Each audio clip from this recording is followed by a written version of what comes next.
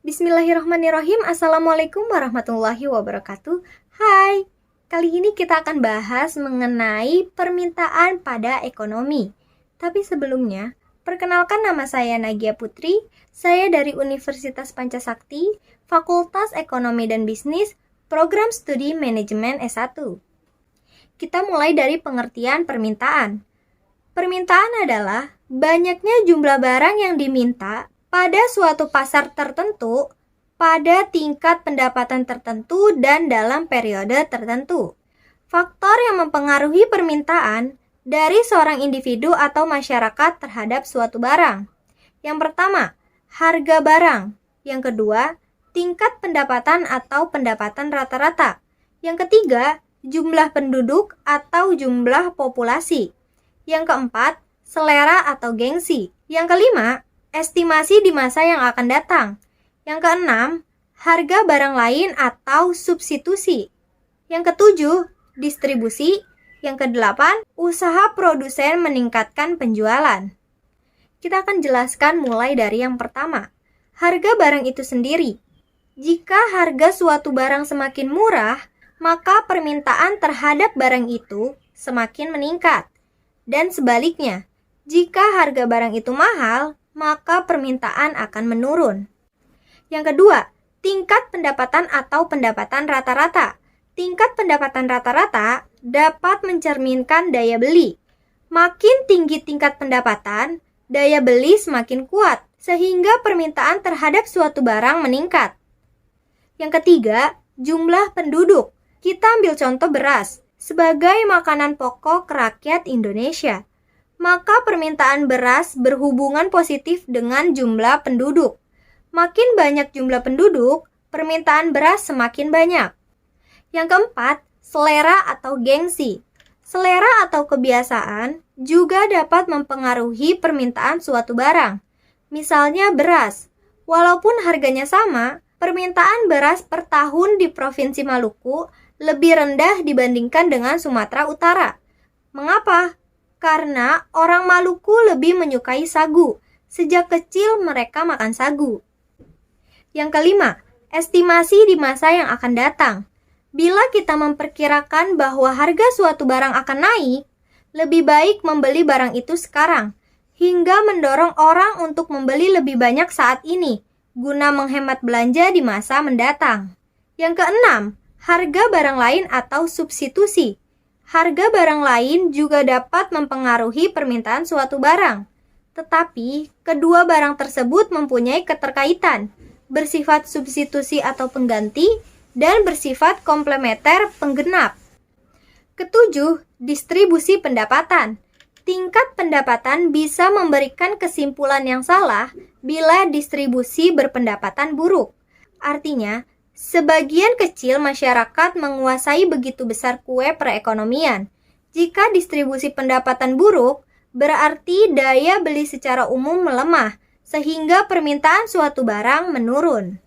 Yang kedelapan, usaha produsen meningkatkan penjualan. Dalam perekonomian modern, bujukan para penjual untuk membeli barang besar, sekali perannya dalam mempengaruhi masyarakat. Periklanan memungkinkan masyarakat untuk mengenalkan suatu barang baru atau menimbulkan permintaan terhadap barang tersebut. Oke, kita lanjut ke hukum permintaan. Bila harga suatu barang naik, maka jumlah permintaan menurun. Dan sebaliknya, bila harga suatu barang itu turun, maka jumlah permintaan akan naik. Semua faktor yang mempengaruhi permintaan selain uang dianggap konstan. Fungsi permintaan adalah permintaan yang dinyatakan dalam hubungan matematis dengan faktor-faktor yang mempengaruhinya. Dengan fungsi permintaan, maka kita dapat mengetahui hubungan antara variabel tidak bebas dan variabel bebas. Kasus pengecualian hukum permintaan. Ada 4 golongan barang yang dimana hukum permintaan tidak berlaku. Yang pertama, barang yang memiliki unsur spekulasi. Misalnya, emas, saham, tanah di kota. Barang-barang itu dapat menyebabkan orang akan menambah pembeliannya pada saat harganya naik karena ada unsur spekulasi. Yang kedua, barang prestis. Barang-barang yang dapat menambah prestis seseorang yang memilikinya umumnya berharga mahal sekali. Karena harganya naik, boleh jadi menyebabkan permintaan terhadap barang itu naik. Karena bagi orang yang membelinya, gengsinya akan naik. Contohnya seperti mobil mewah, rumah mewah, dan lain-lain. Yang ketiga, barang given. Suatu barang yang apabila harganya turun, maka permintaan akan suatu barang akan turun juga. Dan naiknya harga barang given justru dapat menaikkan jumlah barangnya. Contohnya sepeda yang dijual oleh penjual sepeda bekas. Apabila harga sepeda bekas tersebut turun, permintaan akan suatu barang tersebut juga turun. Karena pemikiran masyarakat dengan harga yang rendah, berarti kualitas atau mutu sepeda bekas tersebut juga rendah. Begitu juga sebaliknya. Yang keempat, barang inferior adalah barang yang mana jumlah permintaannya akan turun bersamaan dengan peningkatan pendapatan. Contohnya sendal jepit.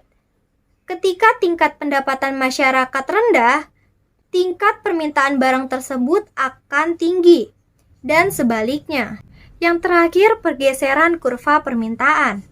Penyebab kurva permintaan bergeser bukan karena harga barang itu sendiri, melainkan karena perubahan faktor-faktor ceteris paribus.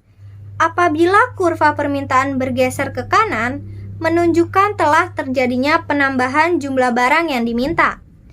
Dan jika kurva bergeser ke kiri, maka menandakan telah terjadinya penurunan jumlah barang yang diminta.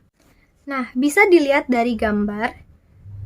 Jika harga tetap, tetapi jumlah produksi yang diminta bertambah, maka permintaannya meningkat, seperti gambar di samping, akan bergeser ke kanan. Dan jika harganya tetap, tetapi jumlah produksi yang dimintanya berkurang, maka permintaannya turun. Seperti di gambar, kurvanya akan bergeser ke kiri. Nah, kita bisa tulis, diketahui harga ditulis P, dan permintaan ditulis Q. P1-nya 100, Q1-nya 200. P2-nya 120, sedangkan Q2-nya 15. Kita masukkan rumusnya, Q min Q1 per Q2 min Q1 sama dengan P dikurang P1 per P2 min P1. Kita masukin Q min Q1-nya 20, Q2-nya 15, dan min Q1. Q1-nya 20. Lalu kita masukkan juga di P-nya. P min P1-nya 100, P2-nya 120, dan P1-nya 100. Jadi min 100. Lalu kita jumlahkan. Q min 20 tetap kita turunkan. 15 dikurang 20 min 5. P dikurang 100 kita turunkan. 120 dikurang 100 sama dengan 20. Lalu sudah dapat hasilnya. Kita kalikan silang. Q dikali 20 jadinya 20Q. Min 20 dikali 20 jadinya min 400. Lanjut, min 5 dikali P sama dengan min 5P. Min 5 dikali min 100 jadinya plus 500. Lalu kita selesaikan. 20Q diturunkan. Lalu kita pindahkan min 400-nya ke kanan. Jadinya yang tadinya min menjadi plus. Lalu kita selesaikan. 20Q turun. Min 400-nya kita pindahkan ke kanan. Jadinya 400 min 5P plus 500. 20Q sama dengan 400 ditambah 500, 900. Min 5P. Lalu kita cari Q-nya. Bagi aja. 900 dibagi 20 sama dengan 45. Min 5 dibagi 20 sama dengan min 0,25P. Jadinya kita dapat Q-nya 45 min 0,25P. Kita bikin grafiknya. Masukkan P-nya atau harganya 100 dan 120.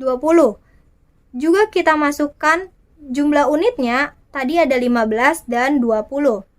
Lalu kita masukkan aja. dan kita buat garis sesuai dengan pasangannya, dan kita tulis hasilnya adalah Q sama dengan 45 min 0,25 P. Selesai.